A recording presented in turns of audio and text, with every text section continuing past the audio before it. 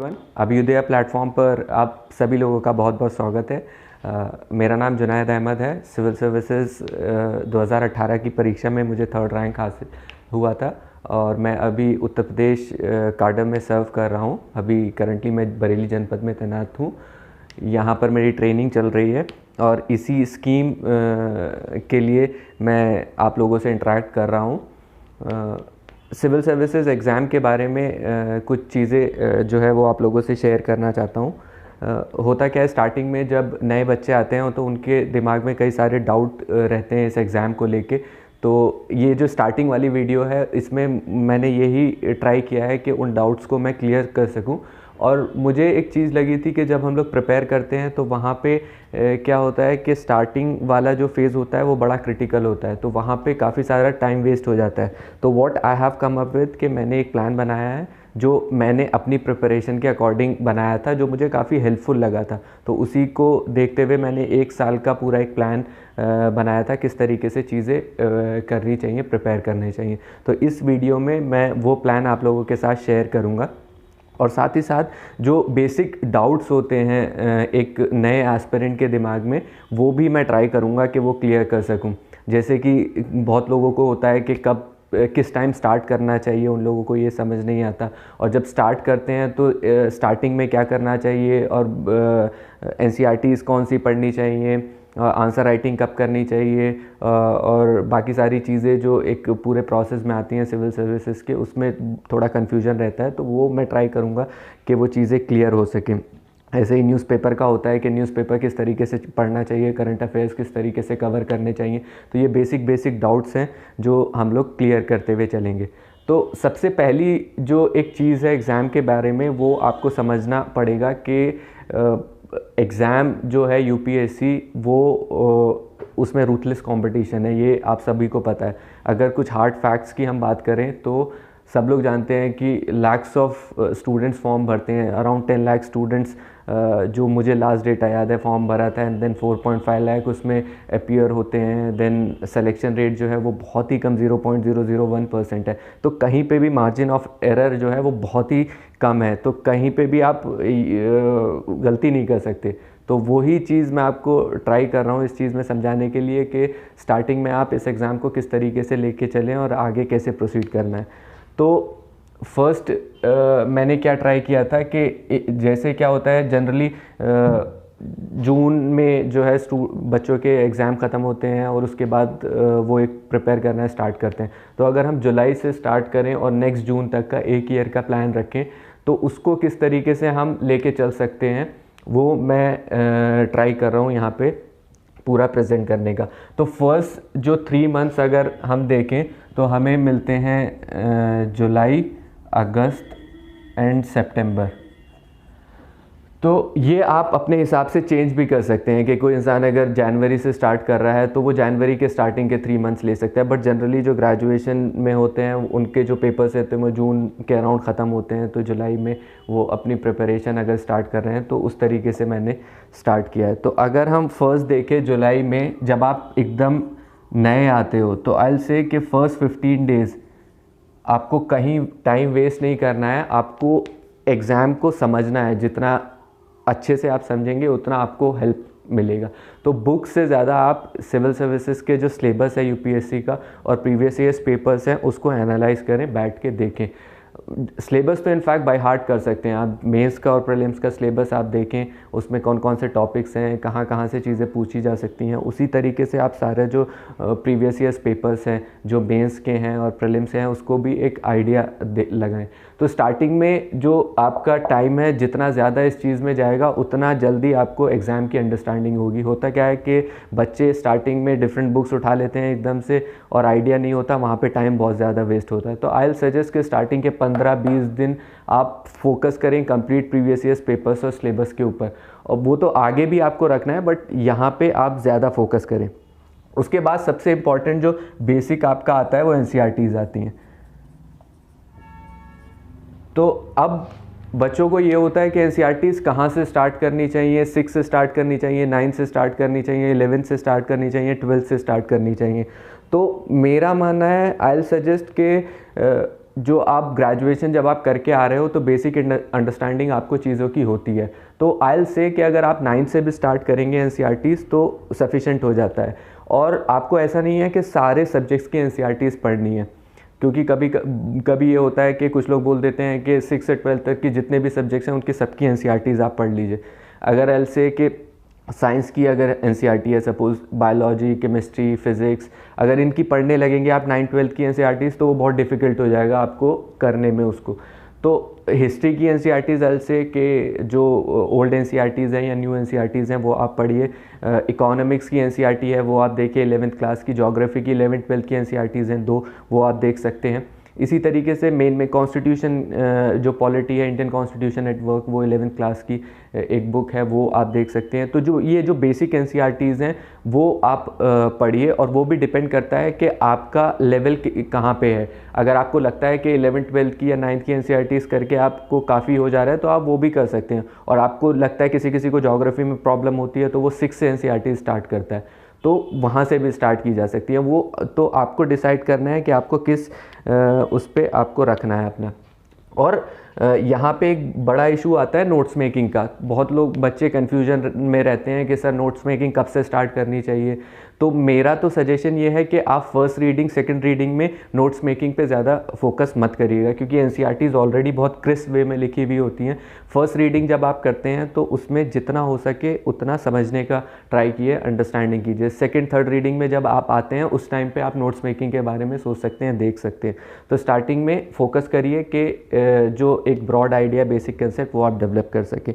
तो NCERTs 9th से 12th तक की आई सजेस्ट, और ये जो है एटलीस्ट इन 3 महीने में 2 रीडिंग आपकी हो जानी चाहिए इसकी एनसीईआरटीज़ की। उसी के साथ साथ आपका ऑप्शनल आता है। अब बहुत लोगों को ऑप्शनल में ये कन्फ्यूज़न रहता है कि कौन सा ऑप्शनल सेलेक्ट करना है और कैसे सेलेक्ट करना है। तो अभी आई सजेस्ट कि जब आप इस वाले फेज़ में स्टार्टिंग के 3 मंथ में, तो ऑप्शनल को मत डिसाइड करिए कि आप कौन सा ऑप्शनल सेलेक्ट कर रहे हैं। आप जीएस पे फोकस करिए अपने 1 महीने, 1.5 महीने, 2 महीने जितना भी आपको देना है, और यहाँ पे देखिए कि आपका किस सब्जेक्ट में इंटरेस्ट आता है। क्योंकि जब आप हिस्ट्री, पॉलिटी, सोशियोलॉजी और डिफरेंट सब्जेक्ट्स पढ़ेंगे तो आपको खुद ब खुद पता लगने लगेगा कि आपका इंटरेस्ट किस चीज़ में है। तो आई सजेस्ट कि ऑप्शनल सिलेक्शन एकदम स्टार्टिंग में मत करिए। थोड़ा सा जीएस की अंडरस्टैंडिंग लेके कि आपका इंटरेस्ट किस में आ रहा है, उसके बाद फिर आप ऑप्शनल पे जा सकते हैं। और फिर भी अगर आपका ऑप्शनल सिलेक्शन नहीं हो पा रहा है तो फिर आपको 2-3 ऑप्शनल शॉर्टलिस्ट करने पड़ते हैं, क्योंकि मेनली ऑप्शनल सिलेक्शन जो है वो टोटल आपके इंटरेस्ट के ऊपर बेस्ड रहता है कि आपका इंटरेस्ट क्या है। तो अगर आप एनसीईआरटीज़ पढ़ के जीएस की अंडरस्टैंडिंग लेके भी ऑप्शनल नहीं डिसाइड कर पा रहे हैं, तो द ओनली वे इज़ कि 1-2 ऑप्शनल जो आपको लगता है कि आप अच्छा कर सकते हैं उसको शॉर्टलिस्ट करिए, एंड देन उनके पेपर्स देखिए, उनकी बुक्स देखिए, और उसमें देखिए कि आप किस तरीके से उसमें कर सकते हैं। क्योंकि ऑप्शनल बहुत डिसाइडिंग हो जाता है एग्ज़ाम में मार्क्स लाने के लिए। तो ऑप्शनल का सिलेक्शन बहुत इंपॉर्टेंट। कभी कभी ऐसा होता है कि 3-4 अटेम्प्ट के बाद लोग ऑप्शनल चेंज करते हैं, उसमें बहुत प्रॉब्लम्स आती हैं।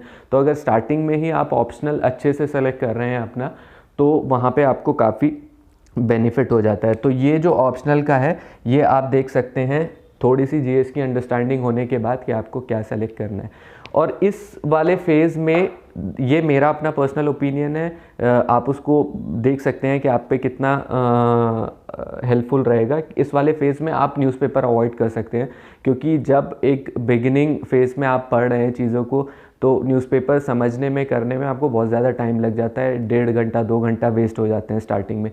तो इस फेज़ में आप न्यूज़पेपर को अवॉइड कर लें, क्योंकि इस फेज़ में आप बेसिक जो आपका कॉन्सेप्ट है वो बना रहे हैं, उसको जितनी जल्दी बनाएंगे उतना हेल्पफुल होगा। तो ये 3 महीने इन चीज़ों में आप अगर निकालेंगे तो आपका बेस जो है वो अच्छे से बिल्डअप हो सकता है। नेक्स्ट अगर हम आते हैं तो आता है अक्टूबर, नवंबर, दिसंबर वाला फेज़।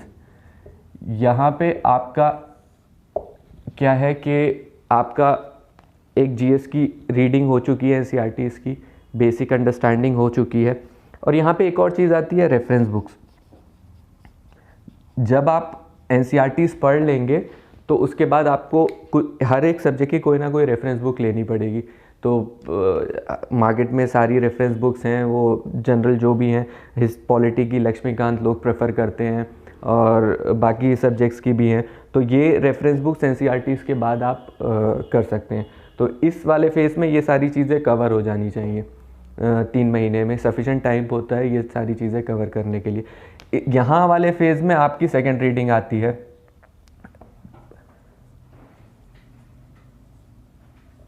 सब्जेक्ट्स का क्या होता है कि स्टार्टिंग की जो फर्स्ट रीडिंग होती है उसमें जो आपकी अंडरस्टैंडिंग होती है वो बहुत लेमन के टर्म्स में होती है। जब आप सेकंड थर्ड रीडिंग में जाते हैं, इस फेज़ में आते हैं, तो आप पिक्चर को बहुत एक हॉलिस्टिक वे में देख लेते हैं। तो यहाँ पे आपको सेकंड रीडिंग जो है यहाँ पे सब्जेक्ट्स की और रेफरेंस बुक्स की आनी चाहिए। ऑप्शनल जो है दिसंबर तक आपका कंप्लीट हो जाना चाहिए, ये इस फेज़ में रहता है, क्योंकि यहाँ पे आपका ऑप्शनल सिलेक्शन जब आता है तो मे बी अगस्त सितंबर, जब तक भी आप टाइम लेते हैं ऑप्शनल सिलेक्शन में, तो किसी भी ऑप्शनल को कंप्लीट करने के लिए एटलीस्ट 3 मंथ्स तो चाहिए ही चाहिए होते हैं।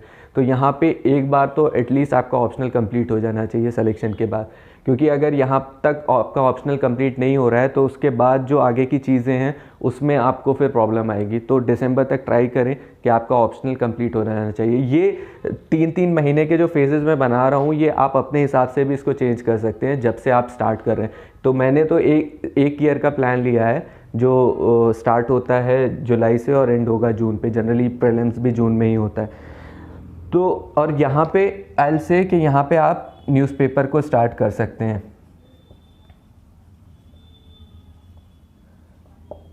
यहाँ पे क्या होगा कि इस फेज़ में अगर आप न्यूज़पेपर को स्टार्ट करेंगे तो आपकी जो इस फेज़ की अंडरस्टैंडिंग है जीएस की और बाकी एग्ज़ाम की, वो हेल्प करेगा आपको न्यूज़पेपर को समझने में। यहाँ वाला टाइम अगर आप न्यूज़पेपर को ज़्यादा देंगे तो आपका जो बेसिक जो प्रिपरेशन है वो कहीं ना कहीं अफेक्ट होगी।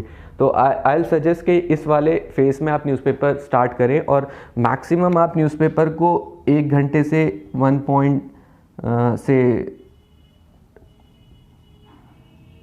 1 या 1.5 घंटा मैक्सिमम, उससे ज़्यादा नहीं देना है न्यूज़पेपर को। और न्यूज़पेपर को कैसे पढ़ना है, किस तरीके से, वो पूरा एक डिटेल में टॉपिक है और मैं आगे भी वीडियोस लूँगा, मैं आगे भी चीज़ें करूँगा। तो उसमें एक डिफरेंट पूरा एक लेक्चर हम लोग ये कर सकते हैं कि न्यूज़पेपर को किस तरीके से पढ़ना है, किस तरीके से चीज़ें कवर करनी है।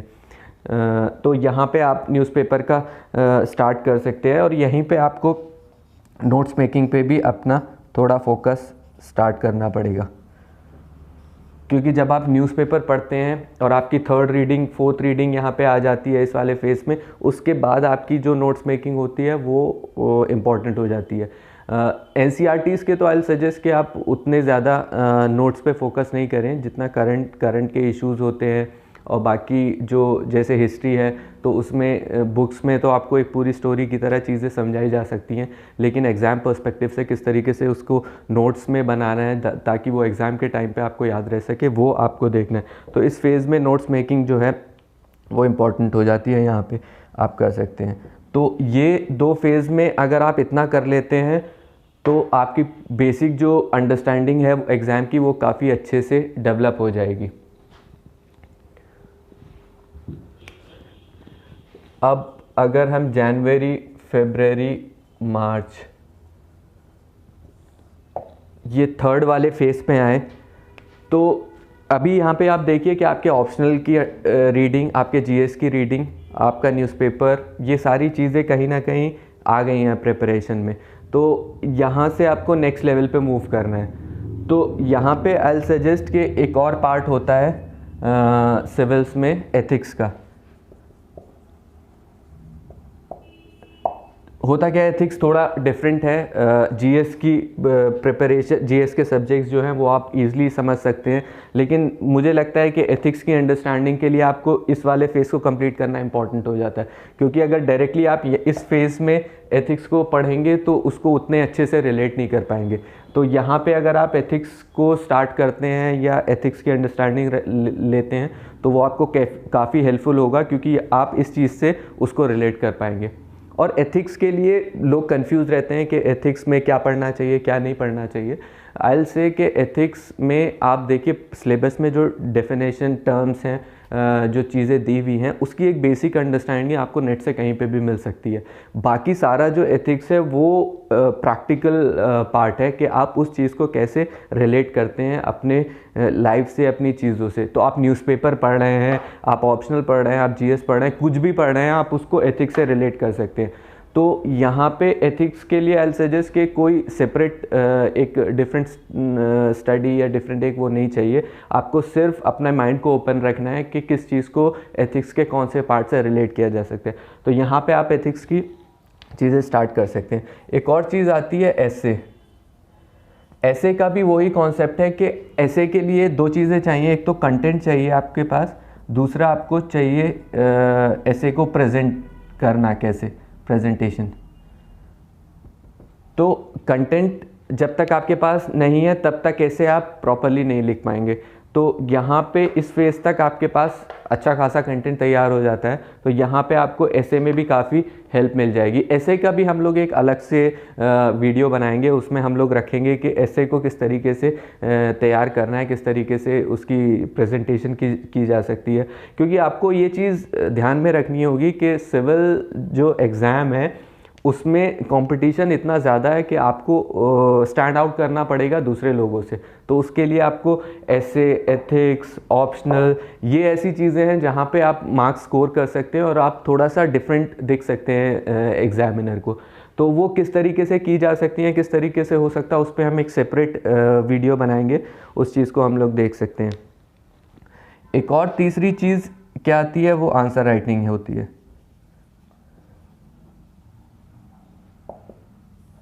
ये भी बहुत इंपॉर्टेंट हो जाती है, क्योंकि एक आपको ये समझना पड़ेगा कि कभी कभी बच्चों को लगता है कि अभी हम प्रीलिम्स की तैयारी कर रहे हैं, अभी हम मेंस की तैयारी कर रहे हैं और वो सारी चीज़ें डिफरेंट हैं, पहले प्रीलिम्स हो जाए फिर मेंस के करें। ऐसा कुछ नहीं है, क्योंकि अगर आप ये कर रहे हैं तो आपको प्रीलिम्स और मेंस दोनों को एक साथ लेके चलना पड़ेगा। और अगर आप राइटिंग में अच्छे से प्रैक्टिस नहीं कर पाएंगे तो प्रीलिम्स के बाद आपको उतना टाइम नहीं मिलेगा कि अपनी राइटिंग को इम्प्रूव कर पाएँ। तो अगर आप बहुत रेगुलरली भी नहीं लिख रहे हैं तो यहाँ पे आप स्टार्ट कर सकते हैं अपनी राइटिंग को। प्रीवियस ईयर्स पेपर्स उठा सकते हैं सिविल सर्विसेज के, उसके क्वेश्चंस कुछ लिख सकते हैं। वीकेंड्स पे आप ऐसे लिख सकते हैं, या दिन में 2-1 क्वेश्चन जो भी आपको लिखने हो। तो वो एक हैबिट डेवलप होगी आंसर राइटिंग की, जो आपको आगे हेल्प करेगी। तो जब प्रीलिम्स के बाद आपको मेंस लिखना है तो उस टाइम पे आप रेगुलर राइटिंग कर सकते हो, लेकिन यहाँ पे अगर हैबिट डेवलप नहीं हुई तो वहाँ पे प्रॉब्लम होता है। तो ये चीज़ भी उसमें आप स्टार्ट कर सकते हैं।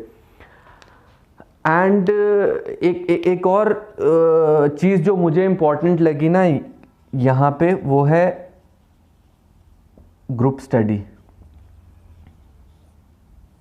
होता क्या है कि जब ये सारी चीज़ें हो जाती हैं तो इस फेज़ में मेरे लिए, मुझे तो इम्पॉर्टेंट लगता था कि एक सेम माइंडेड पीपल अगर हैं और अच्छा ग्रुप है, तो सपोज़ मैंने न्यूज़पेपर पढ़ा सुबह में, तो 2-3 चीज़ें जो आर्टिकल्स जो मुझे अच्छे लगे वो मैं डिस्कस कर लेता था। तो वो काफ़ी हेल्पफुल होता है किसी चीज़ की अंडरस्टैंडिंग के लिए। कोई प्रॉब्लम आ रही है, सपोज़ मैंने आंसर राइटिंग करी यहाँ पे, तो मेरा 2-3 लोगों का ग्रुप था, तो मैंने कुछ लिखा, दूसरे ने कुछ लिखा, हम लोग शेयर कर लेते थे। तो ये ग्रुप वर्क जो है ये इस फेज़ में इम्पॉर्टेंट हो जाता है। और मैं इस जगह पे इसीलिए मैंने ये ग्रुप स्टडी का नहीं लिखा है, क्योंकि यहाँ पे जितना ज़्यादा आप सेल्फ स्टडी करेंगे उतना इम्पॉर्टेंट होगा। क्योंकि स्टार्टिंग के जो 1 साल होता है, आई फील अगर आपने उसको अच्छे से दे दिया तो आराम से आगे चीज़ें आप बिल्ड ऑन कर सकते हो, करंट अफेयर्स या बाकी सारी चीज़ें। लेकिन यहाँ पे अगर आपने कहीं पे भी लैग किया तो आगे जाके बहुत ज़्यादा प्रॉब्लम होगी। तो इस वाले फेज़ में एक और चीज़ जो इम्पॉर्टेंट हो जाती है वो होता है करंट अफेयर्स। मैं करंट अफेयर्स को भी इस वाले फेज़ में इसलिए ला रहा हूँ क्योंकि यहाँ पे अगर आप उस चीज़ को लेंगे करंट अफेयर्स को, क्योंकि इंपॉर्टेंस जो है करंट अफेयर्स का वो बहुत ज़्यादा बढ़ गया है सिविल सर्विसेज में। प्रीलिम्स में आप देखें कि क्वेश्चंस जो हैं वो बहुत ज़्यादा पूछे जाते हैं करंट अफेयर्स से, और तो आपको 1 साल के अराउंड तक कवर करना रहता है। बट वही चीज़ अगेन एक आती है कि जब तक आपका बेसिक्स पूरा अच्छे से नहीं है तब तक आप करंट अफेयर्स पे बिल्ड ऑन नहीं कर सकते हैं। तो करंट अफेयर्स के लिए भी हम लोग एक अलग से लेक्चर लेंगे कि किस तरीके से करंट अफेयर्स को कवर किया जाए या कौन सी चीज़ें पढ़ी जाएं। बट बेसिक जो मैं आपको बता रहा हूँ वो वही है कि करंट अफेयर्स के लिए एक पर्टिकुलर मैगज़ीन आप ले सकते हैं। तो न्यूज़पेपर और एक मैगज़ीन सफिशेंट हो जाती है करंट अफेयर्स के लिए। तो ये चीज़ इस फेज़ के लिए आ जाती है। और ये तीनों फेज़ में एक इम्पॉर्टेंट चीज़ मैं वही चीज़ डिस्कस करना चाह रहा था कि रिसोर्सेज जो हैं आप उसको जितना कंसाइज करेंगे उतना हेल्पफुल रहेगा। मार्केट में इधर उधर आपको बहुत सारे जो है कंटेंट मिलेगा, बहुत सारी बुकलेट्स मिलेंगी, वीडियोस मिलेंगी। आप जितना अपने आप को कंसाइज करेंगे उतना हेल्पफुल होगा। आप एक बुक पढ़ें, उसको बार बार रिवाइज करें, तभी वो रिटेन रह पाएगा। ऐसे ही करंट अफेयर्स का है, आपके पास मल्टीपल जो है वो बुकलेट्स होंगी, मल्टीपल मैगजीन्स होंगी, लेकिन अगर आप एक एक रीडिंग सबको देने लगे तो कुछ भी याद नहीं रहेगा। तो एक लीजिए, कोई सी भी मैगज़ीन लेनी है, इक्वली गुड हैं सारी मैगज़ीन्स, और उनको बार बार रिवाइज कीजिए। तो ये थर्ड फेज़ का मैंने बनाया था। ये सारी चीज़ें मेरे जो मैंने 4-5 साल प्रिपरेशन किया उसमें मैंने देखा कि कहाँ कहाँ पे इशू आते हैं और कहाँ कहाँ पे टाइम वेस्ट होता है, उसको मैंने कंसिडर करके कि जो नया बच्चा आ रहा है उसको प्रॉब्लम ना हो स्टार्टिंग में, उसके हिसाब से ये चीज़ बनाई है। बाकी आप इसको मॉडिफाई कर सकते हैं अपने हिसाब से देखने के लिए। एक लास्ट फेज़ जो आ जाता है अप्रैल, मई, जून, ये वाली साइकिल। तो यहाँ पे देखिए, ये आप उस स्टेज पे पहुँच चुके हैं जहाँ पे आपकी ऑलमोस्ट सारी चीज़ें एक एक बार, दो दो बार नहीं तो कवर हो चुकी हैं। और यहाँ पे इम्पॉर्टेंट हो जाता है कि आप अपनी स्टडीज़ को थोड़ा सा प्रीलिम्स स्पेसिफिक कर दें, क्योंकि 2 महीने एटलीस्ट चाहिए होते हैं उस मोड में आने के लिए जो एग्ज़ाम जो है वो डिमांड करता है। तो जो अप्रैल मई जून का टाइम है, यहाँ पे आपको थोड़ा सा ऑब्जेक्टिव चीज़ों पे फोकस करना पड़ेगा। सपोज़ आपने जो हिस्ट्री पढ़ी है वो एक पूरे हॉलिस्टिक वे में पढ़ी है, प्रीलिम्स में सारी चीज़ों को लेके, यहाँ पे आपको थोड़ा सा देखना पड़ेगा कि किस तरीके से चीज़ें पूछी जाती हैं, किस तरीके से आपको फैक्ट्स कंसिडर करने हैं उस चीज़ को लेके। एक और जो सेकंड इम्पॉर्टेंट चीज़ इस फेज़ में आ जाती है वो टेस्ट सीरीज़ आ जाती है। मुझे लगता है कि ये भी इक्वली इम्पॉर्टेंट है इस टाइम पे, क्योंकि आपका जितना भी हुआ है, आपका रिवीजन, उसको आप कितना अच्छे से किया है वो जज तभी होगा जब आप टेस्ट सीरीज़ देंगे।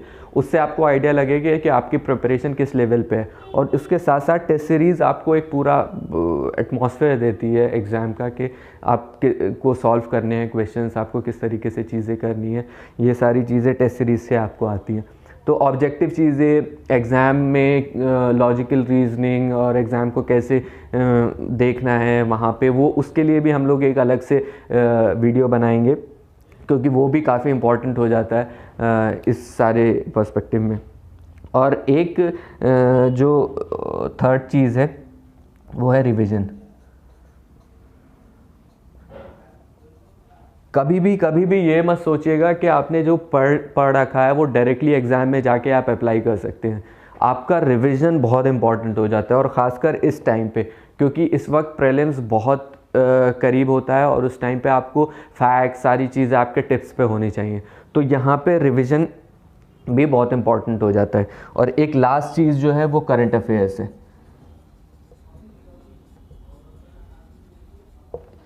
होता क्या है कि एक साल का करंट अफेयर्स अराउंड लोग कवर करते हैं प्रीलिम्स के लिए। तो यहाँ पे एंड तक भी आपको करंट अफेयर्स चीज़ें आपको प्रिपेयर करनी पड़ेंगी, क्योंकि सपोज़ अगर जून में एग्ज़ाम है तो मई का भी करंट अफेयर्स में कुछ इवेंट हुआ है तो वो पूछा जा सकता है। तो इस जगह पे आपको मेनली अपनी चीज़ों को सिस्टमैटिक वे में रेडी करना है प्रीलिम्स के लिए, वो टेस्ट सीरीज़ के थ्रू, रिवीजन के थ्रू, करंट अफेयर्स के थ्रू।